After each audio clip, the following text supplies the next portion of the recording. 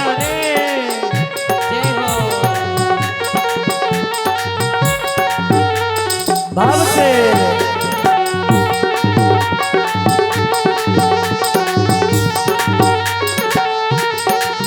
राधे।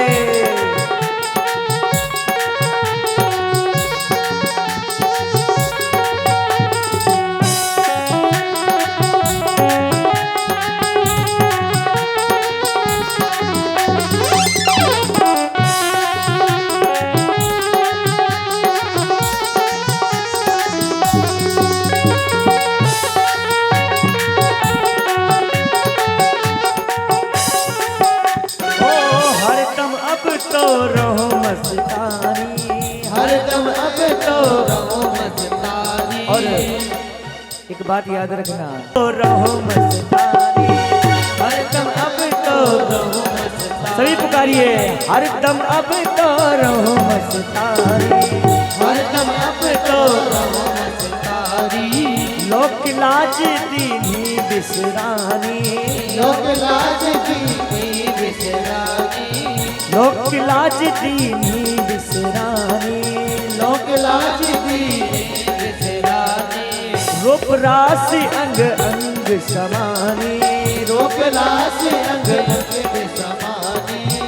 हेरत रहूं दीवानी, हेरत रहूं मैं तो गाऊं, मैं तो गाऊं, मैं तो गाऊं खुशी के गीत दुनिया प्यारा। मैं तो गाऊं खुशी के गीत दुनिया क्या जाने। क्या जाने कोई, क्या जाने, क्या जाने कोई, क्या जाने। ओए क्या जाने कोई, क्या जाने, क्या जाने कोई क्या जाने। बोलिए मुझे मिल गया, मुझे लगे मुझे मिल गया, मुझे मिल गया मन का दुनिया प्यारा। मुझे मिल गया मन का मीत दुनिया। जय हो।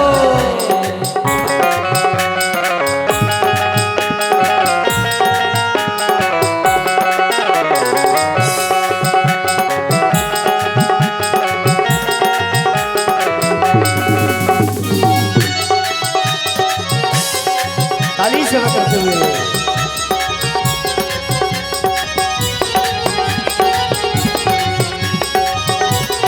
राधे।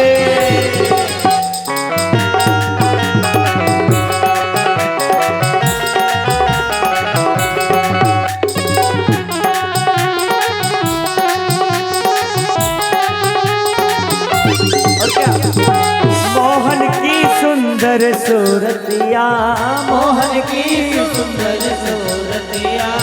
मोहन की सुंदर सूरतिया, मोहन की सुंदर सूरतिया। मन में बस गई मोहन मूर्तिया। मन में बस गई मोहन मूर्तिया। लोग कहे मैं भई बवरिया, लोग कहे मैं भई बवरिया। जब से ओढ़ी श्याम की चुनरिया, जब से ओढ़ी श्याम मैंने छोड़ी ये कैसी, ये कैसी, ये कैसी पागल दुनिया प्यारा। ये कैसी पागल थी दुनिया क्या जाने। हो, क्या जाने कोई, क्या जाने, क्या जाने कोई क्या जाने। एक बार सभी बोलेंगे, क्या जाने कोई, क्या जाने। हो क्या जाने कोई, क्या जाने, क्या जाने। मुझे मिल गया, मुझे मिल, कितने लोगों को कन्हैया का प्यार मिला है। मुझे मिल गया मन का मीत दुनिया क्या जाने।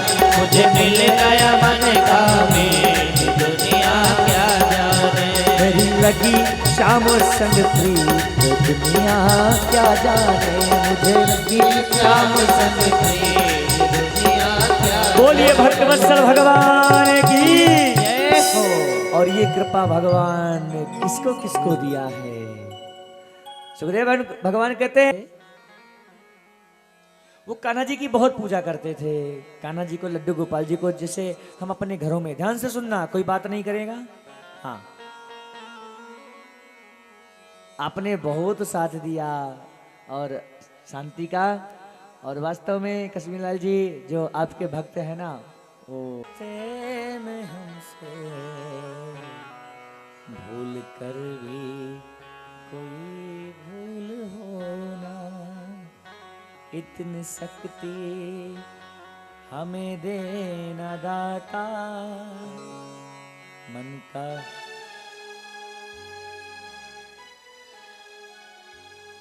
हमारे बचपन में कितनी अच्छी अच्छी प्रार्थनाएं हुआ करती थी ना।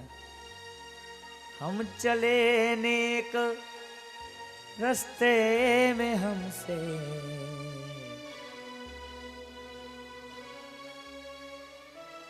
हम बोला करते थे ना भगवान के सामने। तो अभी भी कितने लोग बच्चे, हाथ ऊपर करके बताओ कि हम अभी बच्चे। साफ दिल तो पर है ना। गोद में किसको उठाया जाता है, किसको लिया जाता है, बच्चे को। तो हम अभी भी बच्चे हैं, भगवान आपके बच्चे हैं कृष्ण। तो एक संत थे, अब एक संत थे ना, तो कन्हैया की पूजा करते थे बहुत, लड्डू गोपाल जी की।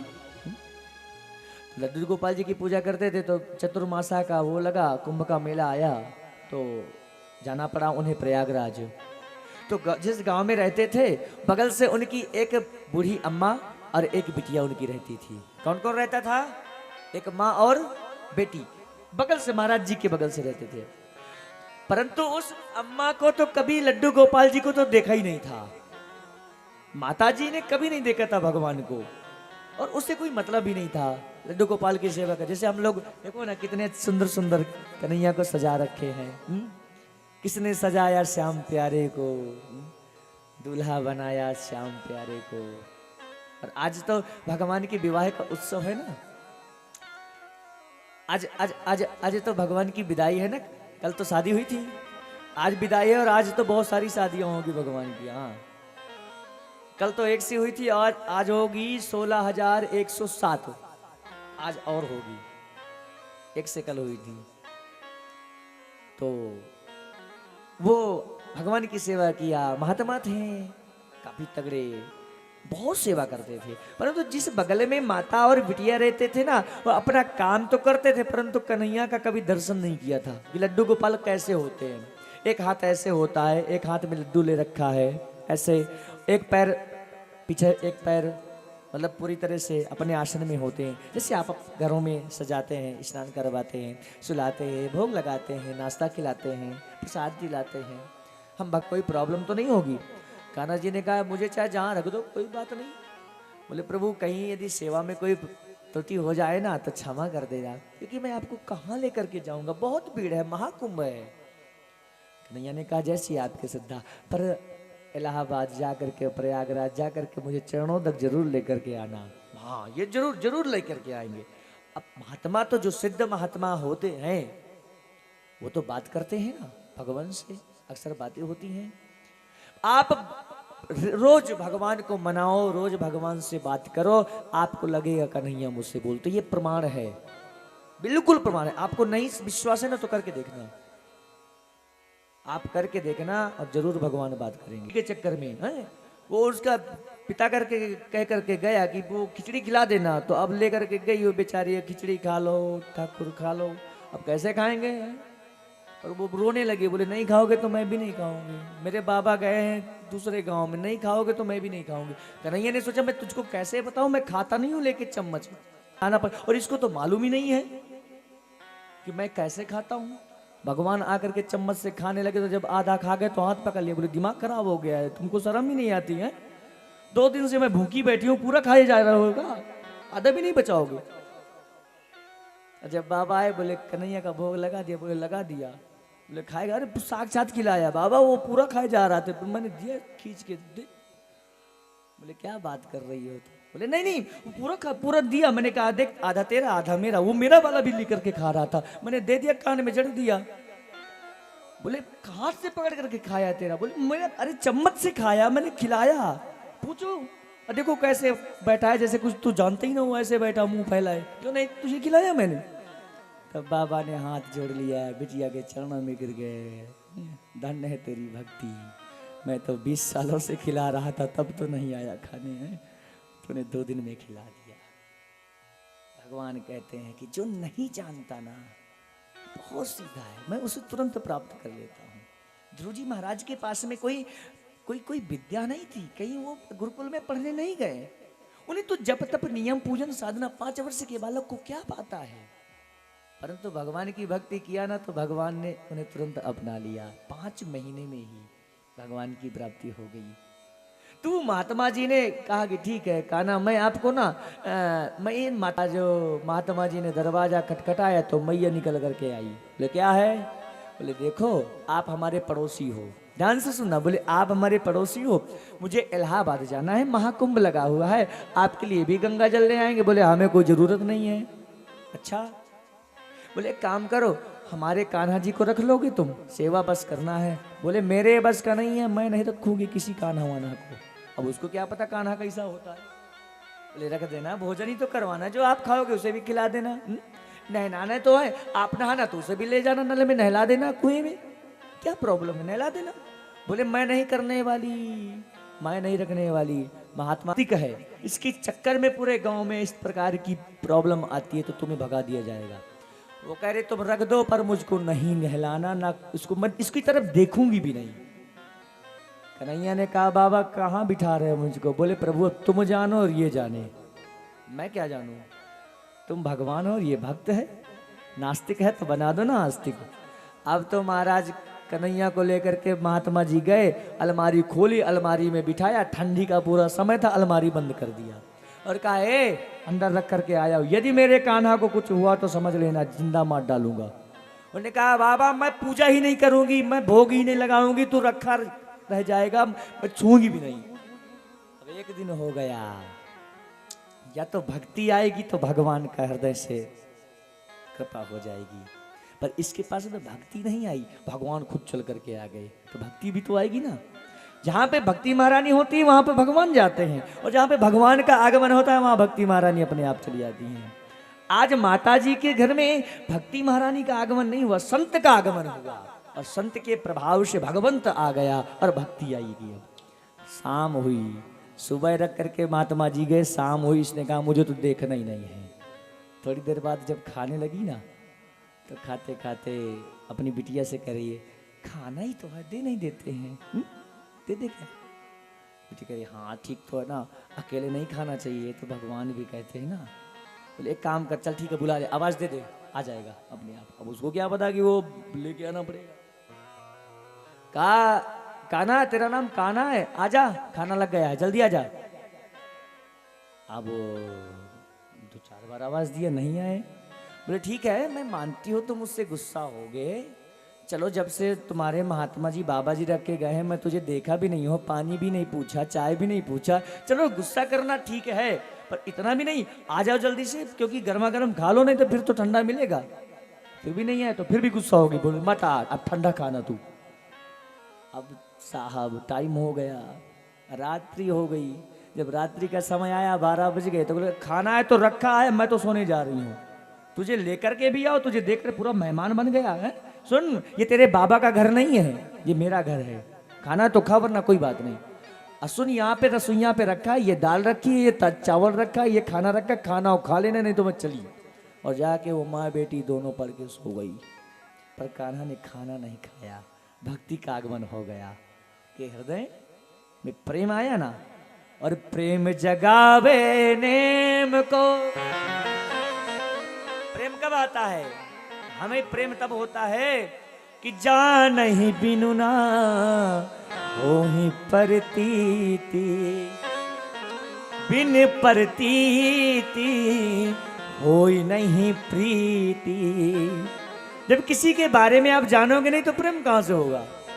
अब जब कन्हैया नहीं आए, रात भर इसने अपनी थोड़ी सी दादागिरी तो दिखा लिया, परंतु जब प्रेम आ गया तो गोस्वामी कहते प्रेम जगावे नेम को, नेम जगावे जीव। नेम जब बन जाता है तो जीव को जागृत कर देता है। वो माँ के अंदर का जो हृदय था ना वो जागृत हो गया। अब वो गई दौड़ करके, कहा ठीक है एक काम कर, अपनी बिटिया से कहा है बिटिया एक काम कर बेटी, जा तुम मना के ले आ, जा कान्हा को मना के ले आ, मुझसे गुस्सा हो गया ना क्योंकि मैंने बाबा के सामने इसको भला बुरा कहा ना, तो ये मुझसे गुस्सा है। देखो रात से भूखा है, कल दिन भर से भूखा है, हो सकता है वो फक्कड़ समझ था इसको खिलाया हो ना खिलाया हो, तो मना के ले आ जा। और कहते हैं कि जैसे पर्दा खोला बिटिया ने अलमारी खोली तो कन्हैया थे, एक हाथ ऐसे एक हाथ ऐसे, पैर पीछे, वो तो डर गई पूरी, चिक्कार मार करके गई मैया मैया देखना ये कन्हैया का क्या हो गया, देखना क्या हुआ कन्हैया को। मैया दौड़ क्या, उसको लग रहा है हो गया काम इसका। वो दौड़ करके आई, दरवाजा खोला, बोले हाय राम, माघ का महीना चल रहा है, इतनी ठंडी है, ये तो कन्हैया ऐठ गया ठंडी में, इसके हाथ पैर जकड़ गए, देख देख कितना ठंडा है। वैसे भी लड्डू गोपाल जी को आप अभी स्पर्श करो तो ठंडे तो लगेंगे। बोले कन्हैया को ठंड लग गई। अब तो महाराज जल्दी जल्दी मिट्टी का तेल डाला, आगी को जलाया और अंगीठी जला करके बिल्कुल सामने रखा। देख एक काम करो, मरना वरना नहीं, देखो आंखें भी पलके नहीं झपका रहा है, ये तो एक देखता जा रहा है देखता जा रहा है। अब जैसे सूंघा, बोले महाराज इसकी तो सांस भी बंद है। अब तो दोनों माँ बेटी रोने लगी, हे भगवान पाप भी लग गया, इसका लड़का मारा गया, बाबा तो निकाल देगा घर से हमको, ये महात्मा मार डालेगा हमको। एक तो डर भी क्योंकि भय भी हो ही न प्रीत, दूसरा डर है, दूसरा पाप का डर है। आज का मनुष्य पाप होने से डरता नहीं है, परंतु पहले का मनुष्य पाप हो जाए तो बहुत बड़ा भय था कि मुझसे पाप हो गया, आत्मग्लानि थी। आज तो हम शौक शौक में कर डालते हैं। माँ ने सोचा ये इसका हो गया, मेरे कारण है, मैंने पूछा नहीं ना इसको ठंड लग गई। आप तो साहब वो क्या जाने कि कन्हैया होते ही ऐसे लड्डू गोपाल। जलाया अंगीठी, लिया गरम सरसों का तेल डाला कड़वा, लेकर के लग गई मजने। पैर को पकड़ करके, बड़े से लड्डू गोपाल थे, पैर करके पकड़ करके चालू हो गई साहब बेचना, ठीक हो जा, गरम दिखाती जा रही है, आग में गरम दिखाती जा रही है और तेल लगाती जा रही है। ए लल्ला ठीक हो जा, नहीं तेरा संत मुझे मार डालेगा, भगवान मुझे क्या करेगा, अब मेरा क्या होगा, मुझे तो पाप लग गया। देख तुझे कुछ हो गया ना तो हम भी मारे जाएंगे, ठीक हो जा। अब रोती जा रही है, लगाती जा रही है, एक पैर को तो बिटिया कर रही है, एक पैर में मम्मी कर रही है। साहब दौड़ करके गई तो जितना तेल था सब मीस डाला, सब लगा डाला, जला डाला आग में। अब तेल खत्म, लल्ला को होश नहीं आया तो उसने कहा मैया ने एक काम कर, बगल से चाचा की दुकान से सरसों का तेल ले आ। बोले वो पैसे के बिना नहीं देगा, तो उसने अपनी नथ उतारी, आहा कहा जा इसको गिरवी रख करके तेल लेकर के आ। और जैसे महाराज वो कड़वा तेल लाई, उसको गर्म किया और कन्हैया की इतना तन्मयता के साथ में लगाया कि क्षीर सागर में भगवान पड़े थे, महालक्ष्मी पैर दबा रही थी, उस क्षीर सागर को साहब तेल का सागर बना दिया। उनके अचले से जब तेल दिखा तो माने कहा ये क्या है? कहा क्या बताऊं लक्ष्मी, इस भक्त को मेरे पता नहीं है कि मैं ऐसा ही हूं। अब ये कह रही है कि मैं ऐठ गया हूं, मुझे ठंड लग गई है, तो ये मेरे पैर को सीधा कर रही है, हाथ को सीधा कर रही है, चेहरे को सीधा कर रही है।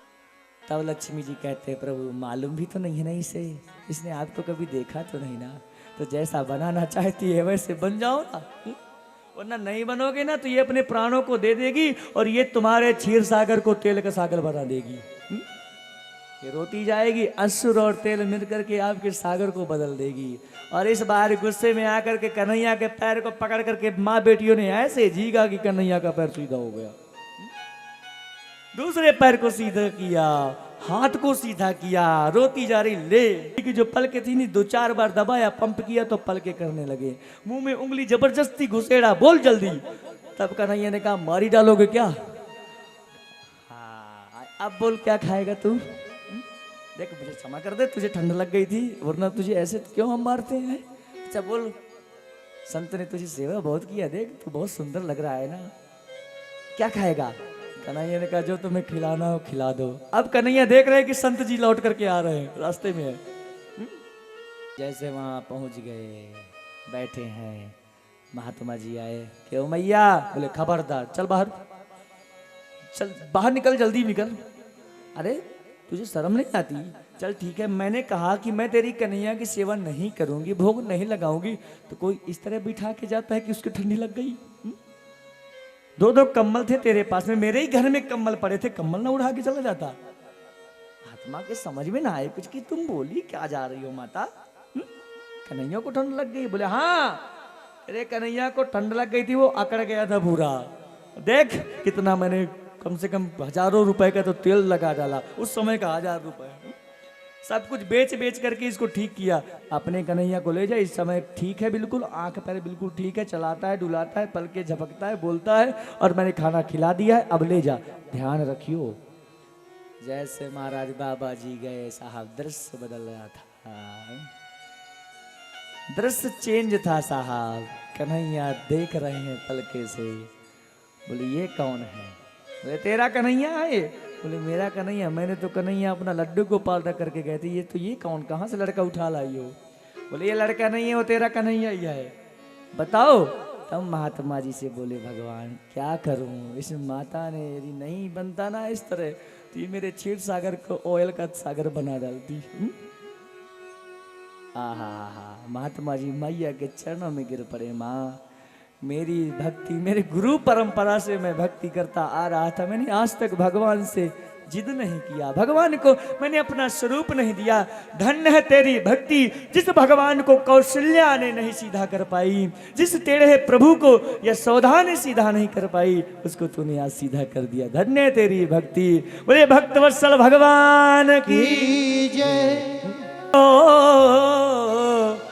क्या कर जाते मोहन, तुम सीधे होते तो क्या कर जाते मोहन, तुम टेढ़े हो करके दुनिया को सताते हो। घनश्याम तेरी बंसी पागल कर जाते हैं। घनश्याम की बंसी क्या करती है? पागल करती है।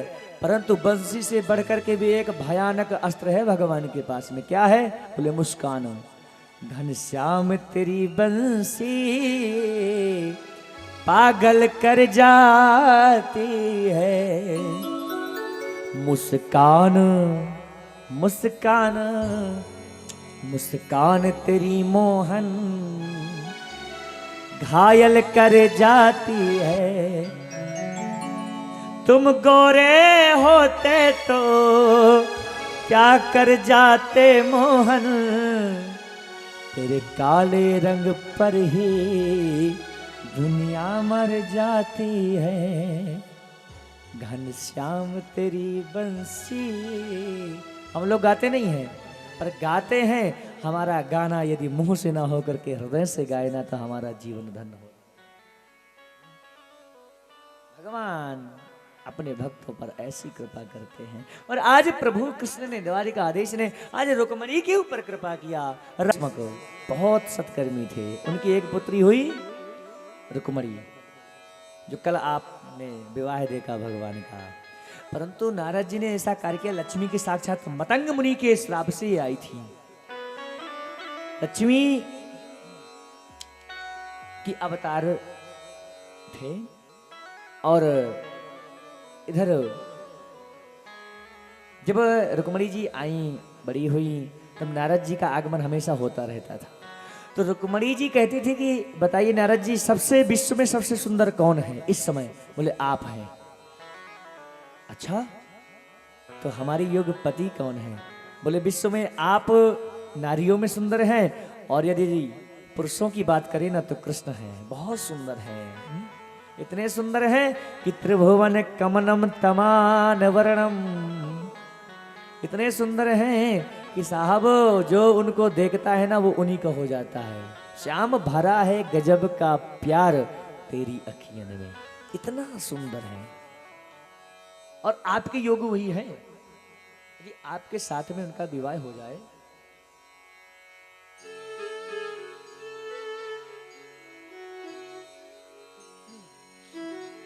यदि आपके साथ में उनका विवाह हो जाए, एकमात्र ही आपके पुरुष योग के लिए वही है।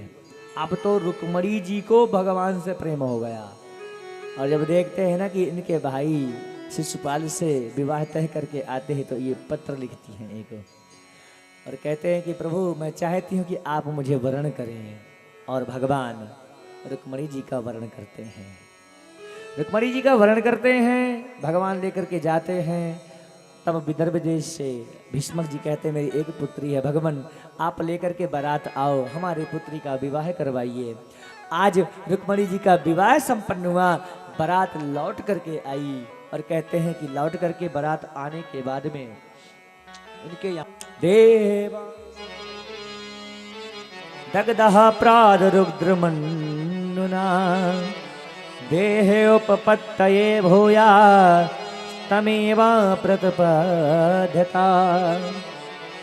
भगवान कृष्ण के घर में कामदेव का आगमन हुआ। अब आप लोग कहेंगे कि जहां पे काम है वहां पे राम कहां से आ गए?